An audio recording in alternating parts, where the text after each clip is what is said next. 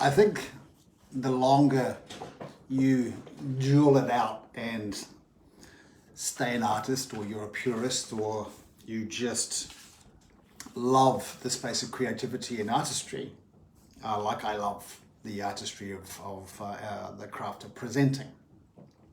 There, and this, by the way, just disclaimer, is inspired by a friend of mine, Anne.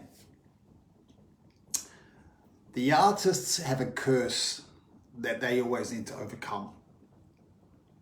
To frame that up, the artists always have a curse that they need to overcome. Now, that sounds really dramatic, and you'll understand what I'm saying or what I mean. We always begin as an artist with a vision, and the vision is normally the grand scale, the finished episode, the finished production, the finished piece of art. But our human skill level is not up to that vision to begin with. So we have this curse to overcome of failure, of feeling clumsy, of feeling not good enough, of feeling kind of fraudulistic. Is that even a word? I think it is. It is now. There is this lofty height of you doing your thing, where perhaps you are so good at it, you're so deep in the craft that it has now become automatic for you to speak, to paint, to write, to whatever that artistry is. And every time you work, or often when you work, there's a sense of knowing that at some stage, God will work through you. And I often say this, and I'm going to say it one more time. God is only as potent as the tools you supply. I'm going to say it even one more time, because it's actually pretty dramatic, isn't it? God is only as potent as the tools that you supply. Meaning, if I want to draw something and my drawings are around about the effort or the end product of, let's say, a 7 or 8 year olds, and I'm being generous to 7 and 8, to myself actually. I have a vision, but when I go to draw that vision, I don't have the skill level, the human skills, to be able to execute that artist's dream. That was quite nasty put, wasn't it? I won't repeat it though. So the artists have a curse to overcome. We have to go through the practice, the learning, the failing, the gathering of the tools that we require. And of course, they're not always perfectly lined up of these are the 12 tools you need to create this vision.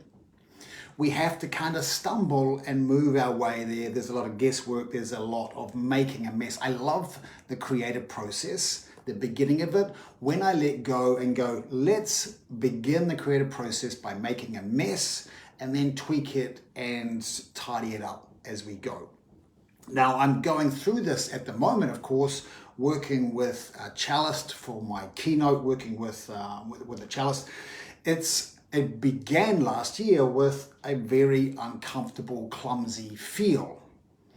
No one was speaking with a cellist. There was no one to kind of work from, or a template, or the 10 steps or the 10 pillars to do your keynote with the cello. It didn't exist. So it was my vision of how it looked like was certainly not being executed in those first few practice sessions. It felt clumsy, it felt awkward, it felt fraudulistic, it felt like I was really at the beginning, of which of course I did.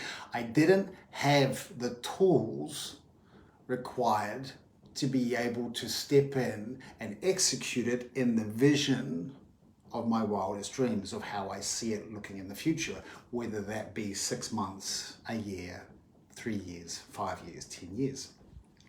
But when you understand the process, that there is an artist's curse to overcome, then we are able to begin, because done is better than perfect, and we stumble and fall and we discover these are the tools I need to acquire. And as long as you're acquiring those tools, God eventually will have the tools to be able to support you, or you have the tools to be able to support yourself when you are executing that vision at the highest level, it will come.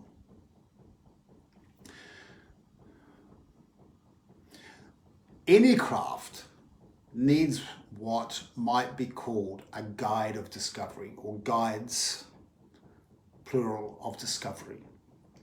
People or brave or crazy or stupid enough artists to be able to go out into the world and search and discover new ways of doing their craft. I do this with speaking. I do this with presenting. I'm past that point of copy and paste. I'm out here now exploring new ways of pushing the edges of my craft, and then taking what I learned back and giving it to other speakers. I call myself the guide of discovery. And we need these people. We need these people. Pablo Picasso, Vincent van Gogh were guides of discovery for the craft of artistry, of painting.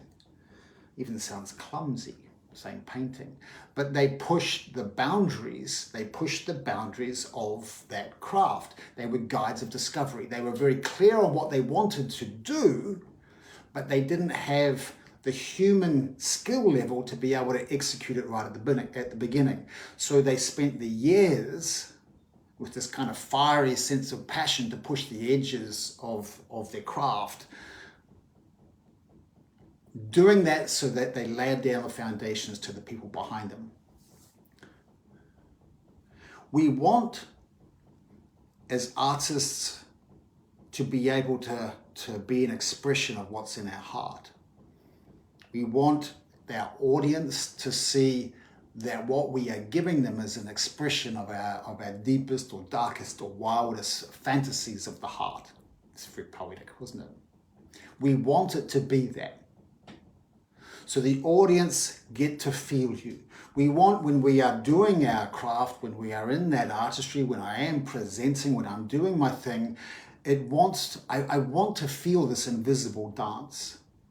I want to feel this invisible dance. This invisible dance, you can't see it, because unlike technical presenting or the 1 + 1 = 2 style of presenting, which I've left behind a long time ago, and I certainly don't teach, is the, hands down by your side and the power stance with the legs shoulder width apart, and you do the basics, and that's pretty much what a lot of people teach. It's easy to teach because it's copy and paste.